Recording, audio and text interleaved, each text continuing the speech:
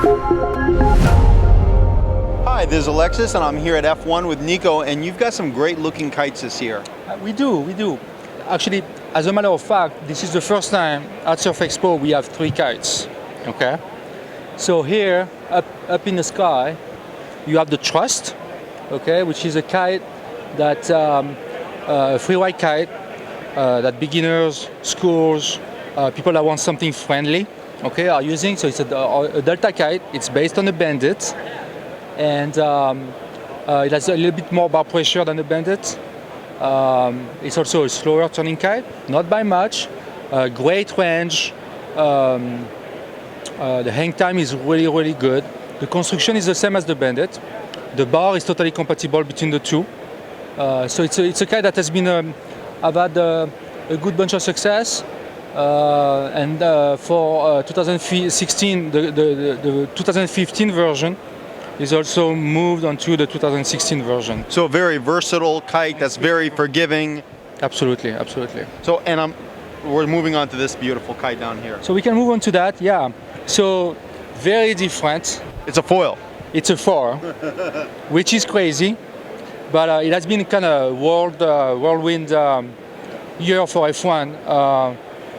As far as back in February, I never heard about this kite, and this kite came onto the scene in La Ventana for the first time, and F1 assembled a great team on the design side of things and also on the racing side of things.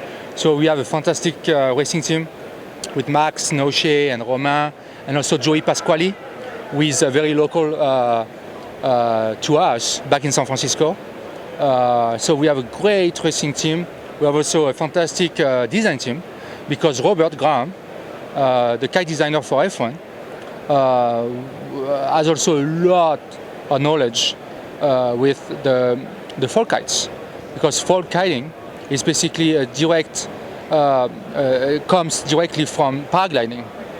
So it was kind of a shoe-in and pretty easy, even though they are very difficult to make, but pretty easy for us to move onto that market. It's pretty exciting because those kites can do things that no other inflatable kite can do. They go on the racing scene, they go way faster than any inflatable kite. And also when the winds are kind of low, like in places like San Diego or Florida or the coast, they can get you kiting in almost no wind, like in 5 knots. Unbelievably low wind. It's just crazy. So you just need enough wind for the kite to go up, and then you can get going.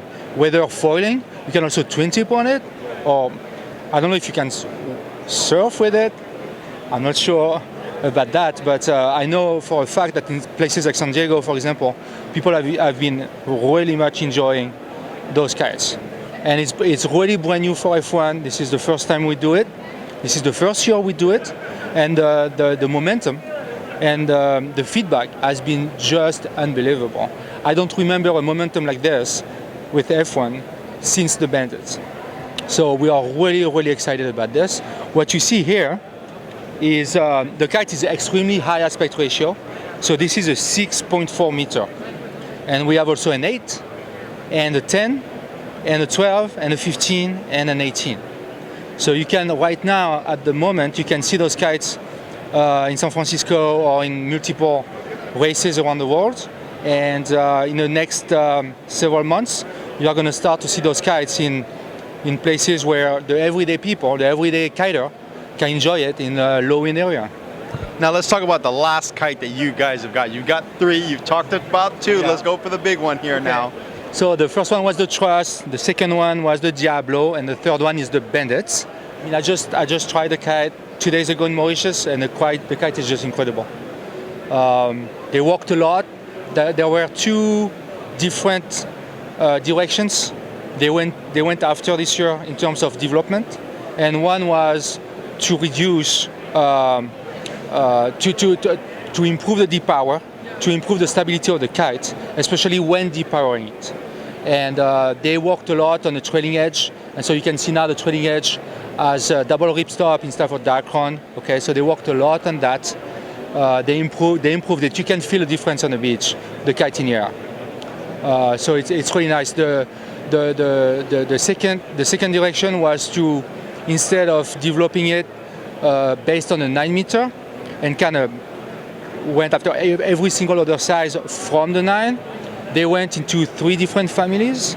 The first one for the small sizes, 4, 5, 6, 7, and more tuned to wave riding.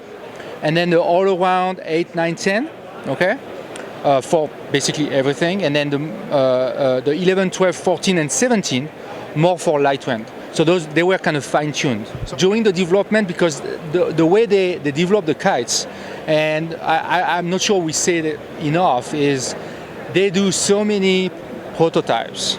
Like I think they went for each family, they went for 30 prototypes each, which is crazy. So it's basically redoing. That's crazy. Yeah, it's basically redoing the kite again every single year, and